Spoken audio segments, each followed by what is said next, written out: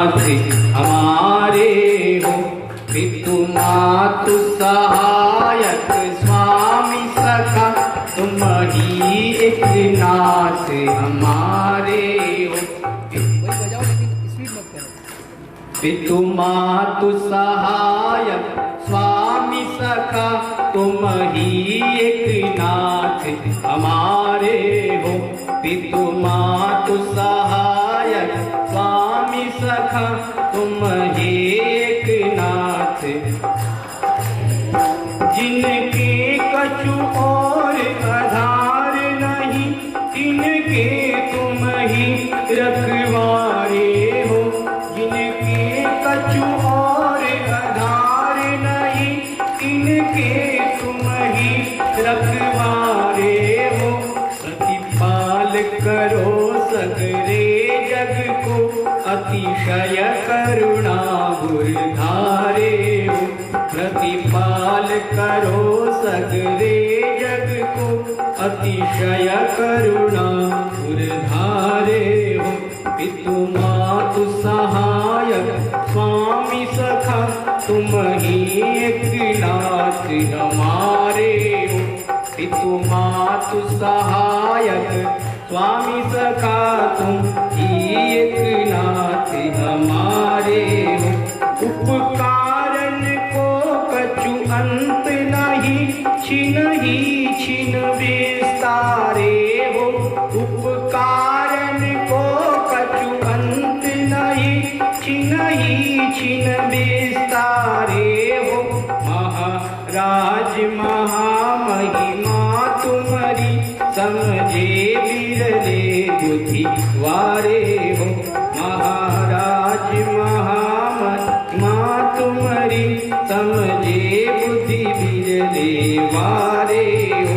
पितु मातु सहायक स्वामी सखा तुम ही एक नाथ हमारे हो। पितु मातु सहायक स्वामी सखा तुम ही नाथ हमारे हो। तुम ही एक नाथ हमारे हो। तुम ही एक नाथ हमारे हो। तुम ही एक नाथ हमारे हो। तुम ही एक नाथ हमारे हो। पितु मातु सहायक स्वामी सखा तुम ही एक नाथ हमारे हो। पितु मातु सहायक स्वामी सखा तुम ही एक नाथ हमारे हो। इस जीवन के तुम जीवन हो। इन प्राणन के तुम प्यारे हो। इस जीवन के तुम जीवन हो। इन प्राणन के तुम प्यारे हो। तुमसे प्रभु पाय प्रताप हरि कही के अब और सहारे हो। तुमसे प्रभु पाय प्रताप हरि कही के अब और सहारे हो। पितु मातु सहायक स्वामी सखा तुम ही एक नाथ हमारे हो। पितु मातु सहायक स्वामी सखा तुम ही एक नाथ हमारे हो। तुम ही एक नाथ हमारे हो। तुम ही एक नाथ हमारे हो। तुम ही एक नाथ हमारे हो। तुम ही एक नाथ हमारे हो। पितु मातु सहायक स्वामी सखा तुम ही एक नाथ हमारे हो। पितु मातु सहायक स्वामी सखा तुम ही एक नाथ हमारे हो। जिनके कछु और आधार नहीं तिनके तुम ही रखवारे हो। जिनके कछु और आधार नहीं तिनके तुम ही रखवारे हो। प्रतिपाल करो सगरे जग को अतिशय करुणा गुरधारे हो। प्रतिपाल करो सगरे जग को अतिशय करुणा गुरधारे हो। पितु मातु सहायक स्वामी सखा तुम ही एकनाथ हमारे हो। पितु मातु सहायक स्वामी सखा तुम ही एकनाथ हमारे हो। तुम ही एकनाथ हमारे हो। तुम ही एकनाथ हमारे हो। तुम ही एकनाथ हमारे हो। तुम ही एकनाथ हमारे हो। पितु मातु सहायक स्वामी सखा तुम ही एकनाथ हमारे हो। सहायक स्वामी सखा तुम ही एकनाथ हमारे हो। तुम ही एकनाथ हमारे हो। तुम ही एकनाथ हमारे हो। पितु मातु सहायक स्वामी सखा तुम ही एकनाथ हमारे हो। पितु मातु सहायक स्वामी सखा तुम ही एकनाथ। बस भगवान ही हमारे माता हैं, भगवान ही हमारे पिता हैं, भगवान ही हमारे स्वामी हैं, भगवान ही हमारे सखा हैं। जो कुछ हैं सो भगवान ही हैं। जिनके और कोई आधार नहीं है उनके तो केवल भगवान ही होते हैं। प्रतिपाल करो सगरे जग को अतिशय करुणा उर धारे हो। हे प्रभु सगरे जगत को आप प्रतिपाल करते हो, सगरे जगत की आप रक्षा करते हो। हे प्रभु आपके अंदर अतिशय करुणा भरी हुई है। प्रभु हम आपको भूल जाते हैं, लेकिन हे प्रभु आप हमें कभी नहीं भूलते हैं, क्योंकि आप सुख शांति निकेतन हैं, आप प्रेम के भंडार हैं, आप हमारे मन मंदिर के उजियारे हैं।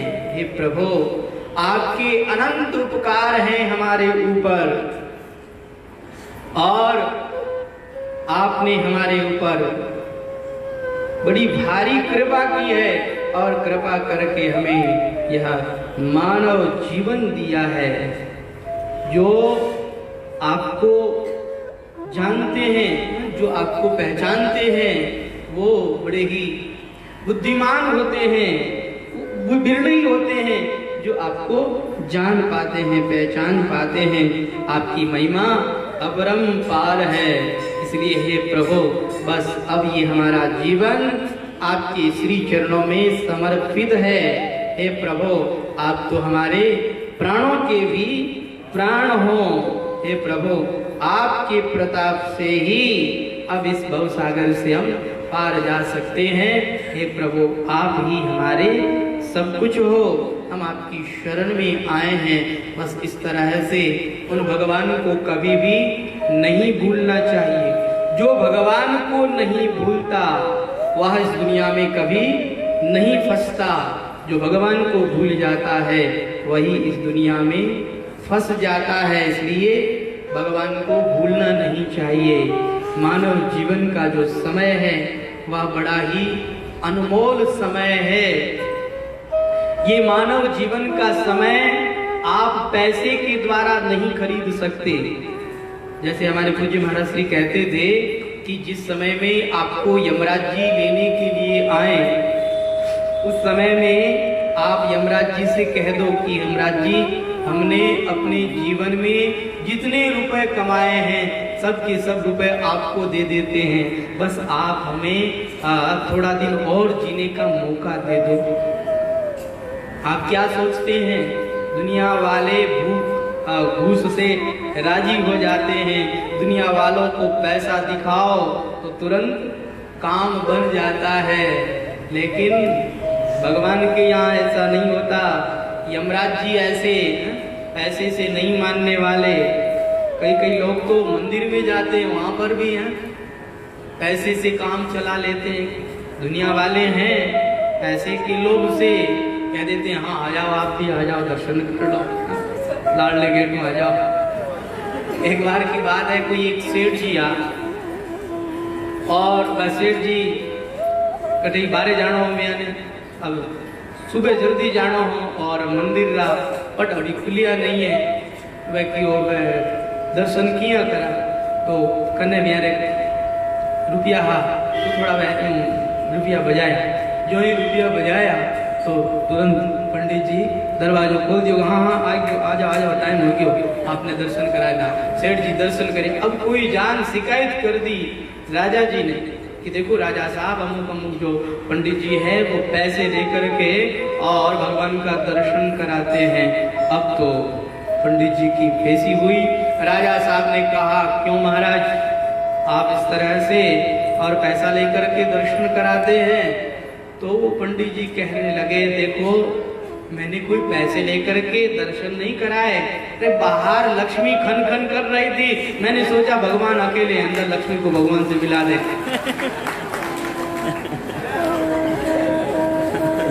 तो दुनिया में घूस से काम चल जाता है, लेकिन भगवान के यहाँ घूस से काम नहीं चलने वाला। चाहे अपने जीवन का सारा धन आप यमराज जी के आगे रख देवे, फिर भी आपको मौका नहीं मिलेगा। आप कहोगे 60 दिन, यमराज जी कहें अरे 60 दिन तो क्या 60 मिनट भी नहीं, अरे 60 मिनट तो क्या 60 सेकंड भी नहीं मिलेंगे। तो ये पैसा किस काम का जो हमें थोड़ा और जीने का मौका नहीं दे सकते? क्या काम आया आपके ये पैसा? जीवन भर पैसे के पीछे दौड़े, लेकिन अंतिम समय में ये पैसा आपके कुछ काम में नहीं आता है। इसलिए मानव जीवन के समय को बड़ी सावधानी के साथ में खर्च करना चाहिए। मानव जीवन एक अमूल्य हीरा है, इस अमूल्य हीरे को व्यर्थ की गफलत में नहीं खो देना चाहिए। एक बार एक संत ने एक व्यक्ति को शिक्षा देने के लिए कहा कि ये जो हीरा है इस हीरे की तुम कीमत करा करके लाओ, इसकी कितनी कीमत है तुम पूछ करके आओ। देखो हीरा बेचना नहीं है, केवल इसकी तुम्हें कीमत जाननी है कि ये कितने रुपए का है। अब वह व्यक्ति सबसे पहले बाजार में गया, सब्जी मंडी में गया और वहां जाकर के सब्जी मंडी वाले को उसने वहां हीरा दिखाया और कहा कि ये हीरा कितने का है जरा बताओगे? तो सब्जी मंडी वाले ने कहा कि मेरे पास जितनी सब्जी पड़ी है उतनी सब्जी ले जाओ और ये हीरा तुम मुझे दे दो। कहा नहीं, हीरा मुझे बेचना नहीं, मुझे तो केवल इसकी कीमत जाननी है। अब वो वहां से फिर अनाज मंडी में गया और अनाज वाले को जाकर के वह हीरा दिखाया। उसने कहा कि ये हीरा तुम मुझे दे दो और ये अनाज की दुकान तुम ले लो।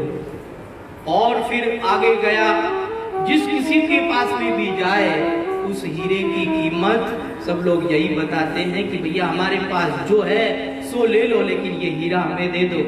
एक जौहरी ने देखा तो जौहरी ने कहा कि ये तो अमूल्य हीरा है, अरे मेरे पास जितने भी हीरे हैं सब हीरे तुमको दे दूंगा, जितना खजाना है तुमको सब दे दूंगा, लेकिन ये हीरा तुम मुझे दे दो। उसने कहा मुझे बेचना नहीं, मुझे तो केवल इसकी कीमत जाननी है। अब वह महात्मा के पास जाकर के यह बात बताता है। महात्मा जी कहते हैं मैं क्या कहना चाहता हूँ तुम समझ गए? कहा महाराज समझा नहीं, आप समझा दीजिए। कहा जिस तरह से इस हीरे को लेकर के तुम अलग अलग लोगों के पास में गए तो लोगों ने अलग अलग इसकी कीमत आंकी, जिसकी जैसी बुद्धि थी उस बुद्धि के अनुसार इसकी कीमत बताई, लेकिन इसकी असली कीमत क्या है यह कोई भी नहीं बता पाया। ऐसे ही यह जो मानव जीवन है, इस मानव जीवन की कीमत कोई भी आंक नहीं सकता है। कई लोग कहते हैं बस ये मानव जीवन, अरे ये तो भोग संग्रह के लिए मिला है, ये तो मौज मस्ती के लिए मिला है, ये तो ऐश आराम के लिए मिला है। बस इसमें तो मौज करो, मस्ती करो, इसलिए मिला है। कई लोग कहते हैं नहीं भैया, मानव जीवन परोपकार के लिए मिला है। परोपकार करो, लोगों का भला करो और पुण्य अर्जित करो, तरह तरह के यज्ञ करो, अनुष्ठान करो और पुण्य अर्जित करके फिर स्वर्ग को प्राप्त करो। कई लोग कहते हैं नहीं नहीं, पुण्य अर्जित करने के लिए मानव जीवन नहीं मिला है। अरे मानव जीवन तो भगवान का भजन करने के लिए मिला है।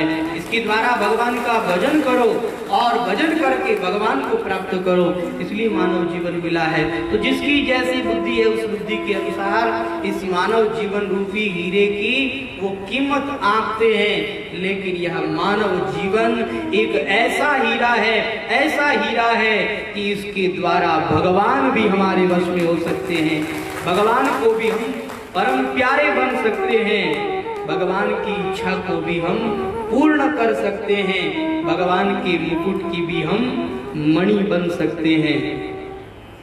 हमारे पूज्य महाराज श्री कहते थे कि भगवान की इच्छा को हम पूर्ण कर सकते हैं। अब भगवान की क्या इच्छा है?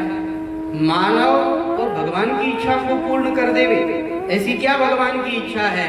कहा भगवान की और कोई इच्छा नहीं है। भगवान की इच्छा है कि यह जीव मुझसे प्रेम करे, मैं इस जीव से प्रेम करूं। प्रेम की भूख है भगवान की। भगवान केवल प्रेम के भूखे, भगवान केवल भाव के भूखे हैं। भगवान हमसे प्रेम करना चाहते हैं। श्री हनुमान प्रसाद जी पोद्दार कहते थे कि जैसे हमें भूख लग जाती है तो हम क्या कहते हैं?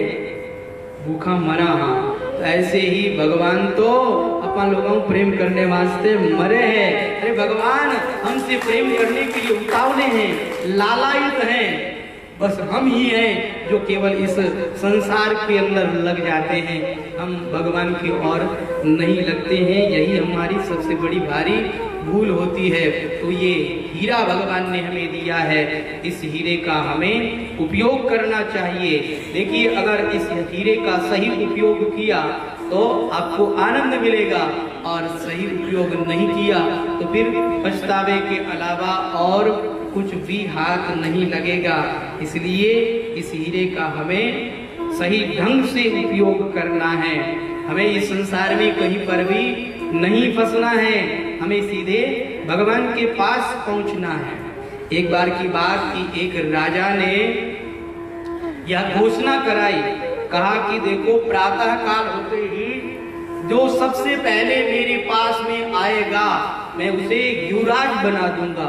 सब जगह यह बात फैल गई और सबने यह बात फैली और सबने कहा कि हम सब लोग सुबह होते ही राजा के पास में जाएंगे, जो सबसे पहले जाएगा राजा उसी को युवराज बनाएंगे। अब राजा ने वहां क्या किया?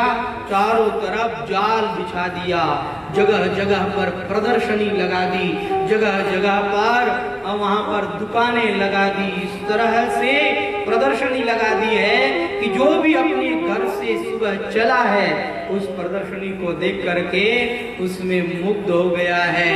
कोई तो देखता है कि कहीं रास हो रहा है, कोई देखता है कि इस तरह से कहीं पर लोग खूब अच्छे अच्छे घोड़े लाए हुए हैं और किसी के पास हाथी लाए हुए हैं और इस तरह से कोई जादू दिखा रहा है। वो प्रदर्शनी देख करके लोग उसमें देखते ही रह गए। कहा कोई बात नहीं, राजा के पास में तो चले जाएंगे, लेकिन ये सब तो हमने देखा ही नहीं है, चलो हम इसे देख लेते हैं। जो आता है सब प्रदर्शनी में लग जाता है, लेकिन एक व्यक्ति ऐसा होता है जो कहीं नहीं देखता और सीधे राजा के पास में पहुंचता है। राजा उसे अपने पास पहुंचते ही तुरंत उसे युवराज बना देते हैं। और सब लोग जब देरी से आते हैं, महाराज कहते हैं कि हमारे पास में तो ये सबसे पहले आया, इसे हमने युवराज बना दिया। अब तो सबका मुंह लटक जाता। अब राजा उनसे पूछते हैं कि भैया तुम सब लोग इस तरह से देरी से क्यों आए? कहा महाराज क्या बताएं, आपकी इस प्रदर्शनी को देख करके हम लोग तो भूल गए थे कि हमें कहाँ जाना है, बस हम तो देखते ही रह गए। लेकिन ये व्यक्ति बड़ा चालाक निकला जो सब कुछ देखता हुआ भी अनदेखा करके और सीधा आपके पास में आ गया। उस व्यक्ति से पूछा गया कि तुम सीधे क्यों आए? तो उन्होंने कहा महाराज आप मुझे युवराज बनाने वाले हैं, आप मुझे राजा बनाने वाले हैं। तो ये ये प्रदर्शनी तो मैं फिर लगा सकता हूँ। मैंने सोचा कि पहले तो मुझे राजा के पास में ही जाना चाहिए, तो मैं इन सबको अनदेखा करके सीधे आपके पास में आ गया, इसलिए आपने मुझे युवराज बना दिया। कहने का मतलब यह है कि भगवान ने ये संसार रूपी प्रदर्शनी लगाई है। इस प्रदर्शनी में जो आसक्त हो गया वह भगवान से विमुख हो गया, और जो इस प्रदर्शनी में आसक्त न होकर के सीधे भगवान की ओर चल देता है, उसे भगवान अपना लेते हैं, उसे भगवान अपना प्रेम प्रदान कर देते हैं। और जिसे भगवान मिल गए, जो भगवान का हो गया, उसके लिए तो संसार सब उसी का ही है। भगवान के नाते संसार सब हमारा है। अब हम भगवान को भूल करके संसार में आसक्त होते हैं, ये तो हमारी गलती है। लेकिन अगर भगवान हमारे हैं तो भगवान के नाते सभी वस्तुएं हमारी हुई ना। जैसे पिता अपने पुत्र को सब सामग्री देता है, पिता के नाते पिता की जो भी सामग्री है सारी पुत्र की ही होती है। ऐसे ही भगवान के नाते सारा संसार हमारा है, लेकिन हमें संसार में कहीं आसक्त न होकर के केवल भगवान से प्रेम करना चाहिए। अगर भगवान से हम प्रेम करेंगे तो भगवान हमें अपना प्रेम प्रदान करेंगे, अपना वरदहस्त प्रदान करेंगे। बोलिए आनंद कंद भगवान की। तो यह नारद जी महाराज और पुरंजन का बड़ा सुंदर दिव्य उपाख्यान है। नारद जी महाराज ने ऐसा उपदेश किया राजा प्राचीन बर्री को कि राजा प्राचीन बर्री जो इस तरह से तरह तरह के प्रपंचों में आसक्त हो गए थे, सब कुछ उन्होंने प्रवृत्ति छोड़ दी और प्रवृत्ति छोड़ करके निवृत्ति परायण हो गए। अपने बड़े पुत्र को राजगद्दी पर बिठा दिया और प्राचीन बर्री भगवत भजन में लग गए। श्री नारद जी महाराज इस तरह से समय समय पर जो भी व्यक्ति संसार के अंदर आसक्त होता दिखाई देता है उसे भगवान में लगाने का प्रयास करते रहते हैं। संत न होते इस जगत में तो जल जाता संसार। अगर नारद जी महाराज जैसे संत न होते तो न जाने इस जगत का क्या होता।